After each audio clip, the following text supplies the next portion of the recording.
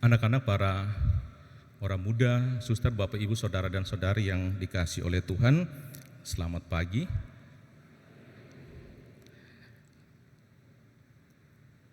Seperti yang kita tahu, bapak, ibu, saudara dan saudari yang terkasih, berdasarkan pengalaman, dewasa ini, hidup manusia di zaman sekarang itu sangat connected, sangat terhubung satu sama lain. Kita bisa menghubungi siapa saja dalam hitungan detik. Kita punya WhatsApp, kita bisa video call, kita punya media sosial, dan kita memiliki ratusan kontak di handphone kita.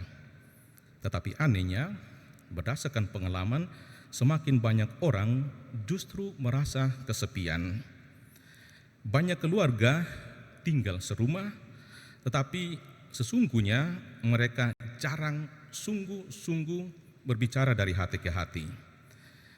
Banyak orang punya teman online, tetapi tidak semua orang punya tempat untuk bercerita. Banyak orang merasa dikagumi oleh banyak orang, tetapi sebenarnya dia tidak sungguh-sungguh dicintai. Mungkin karena situasi kita inilah, Hari Raya Tritunggal Maha Kudus yang kita rayakan hari ini menjadi sangat relevan bagi dunia kita. Hari ini kita merayakan Allah yang tidak hidup dalam kesendirian. Allah adalah persatuan kasih. Bapa, Putra, dan Roh Kudus hidup dalam kasih yang sempurna. Dan kita manusia yang diciptakan menurut gambar Allah sebenarnya juga hanya bisa hidup dengan baik kalau kita hidup dalam kasih, dalam relasi, dan dalam persekutuan.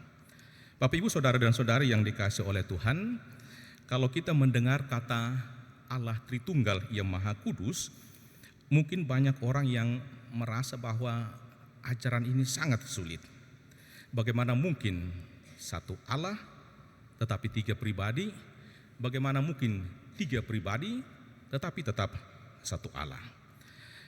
Tetapi sebenarnya Bapak, Ibu, Saudara dan Saudari yang terkasih, tiga bacaan yang kita dengar tadi, sabda Tuhan hari ini tidak sedang mengajak kita untuk menghitung Allah seperti rumus matematika, enggak. Sabda Tuhan itu justru memperlihatkan kepada kita hati Allah. Dan kita tahu hati Allah adalah kasih. Dalam bacaan pertama, Musa itu mengalami Allah yang penuh dengan kasih, penuh sabar, penyayang, dan berlimpah kasih setia. Menariknya Bapak dan Ibu, hal pertama yang diperlihatkan Allah kepada Musa itu bukan kekuasaannya, bukan kehebatannya, bukan kemarahannya, tetapi yang diperlihatkan Allah kepada Musa adalah kasih-Nya. Allah tahu bahwa manusia itu rapuh. Allah tahu bahwa manusia itu sering jatuh ke dalam dosa, tetapi Allah memutuskan tidak menjauh dari kita. Lalu dalam Injil Yohanes kita mendengar kata-kata yang sangat indah. Karena begitu besar kasih Allah akan dunia, sehingga Dia mengaruniakan anaknya yang tunggal. Ini adalah inti iman kita, Bapak dan Ibu. Karena begitu besar kasih Allah akan dunia, sehingga Dia mengaruniakan anaknya yang tunggal. Ini adalah inti iman kita. Dan ini menunjukkan betapa Allah itu begitu mengasihi manusia. Dan kasih Allah itu tidak hanya sebatas kata-kata, hanya sebatas omongan, tidak. Kasih Allah itu nyata dalam diri Yesus Kristus. Artinya apa? Sederhananya, Allah itu tidak tinggal jauh di surga, Bapak dan Ibu, tidak. Dia datang mendekati kita. Ia hadir di tengah luka kita manusia. Dia mencari yang hilang, Dia mengampuni yang berdosa, dan Allah kita menguatkan kita yang lemah. Dan setelah kenaikan Yesus ke surga, kasih itu tetap tinggal di tengah-tengah kita lewat kehadiran Roh Kudus.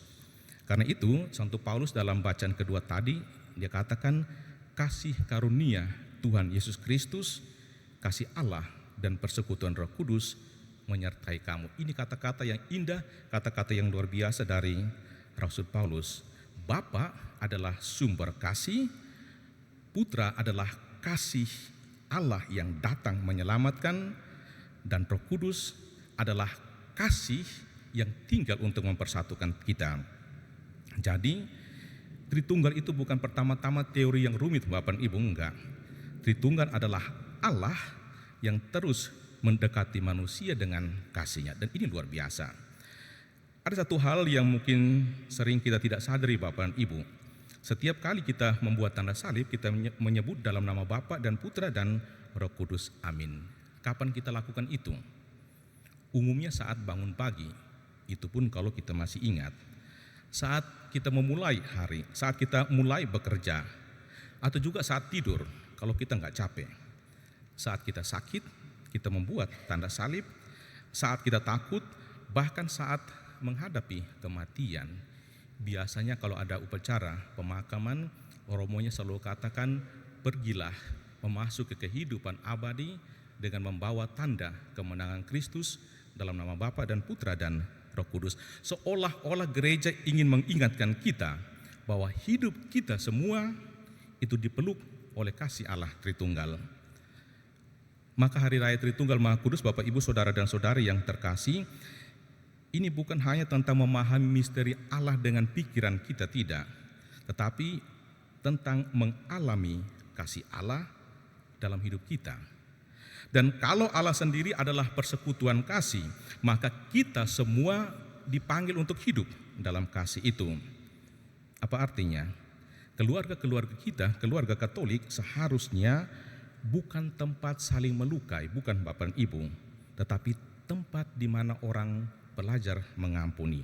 Gereja yang biasanya kita datangi itu bukan tempat saling menghakimi, tidak Bapak dan Ibu, tetapi tempat di mana kita saling menguatkan satu sama lain. Dan hidup beriman itu bukan hanya soal doa, hanya bukan soal ritual Bapak dan Ibu, tetapi bagaimana menghadirkan kasih Allah dalam hidup kita sehari-hari.